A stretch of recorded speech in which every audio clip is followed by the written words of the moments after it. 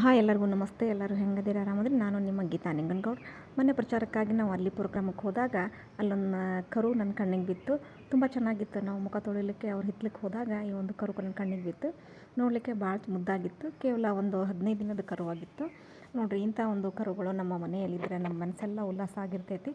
ಇದು ಪದ್ಮವನ್ನು ಹಣೆ ಮೇಲೆ ಹೊಂದಿರತಕ್ಕಂಥ ಕರು ಆಗಿರೋದ್ರಿಂದ ಭಾಳ ವಿಶೇಷವಾಗಿತ್ತು.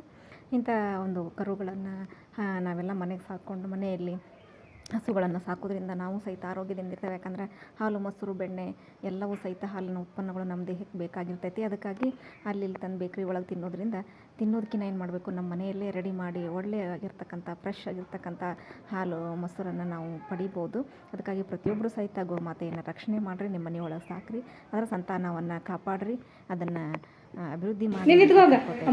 ನೋಡ್ರಿ ಎಷ್ಟು ಒಂದು ಕರುಗಳ ಜೊತೆಗೆ ಮಾಡ್ತಾಯಿದ್ರು. ಏನದ್ರ ಹೆಸರೇನು? ಹೆಸರಿಟ್ಟಿಲ್ಲನ? ನೀವು ಹೆಸರಿಟ್ಟಿಲ್ಲ? ನೀವಿಟ್ಟಿಲ್ಲ? ಗೌರಿ. ಗೌರಿ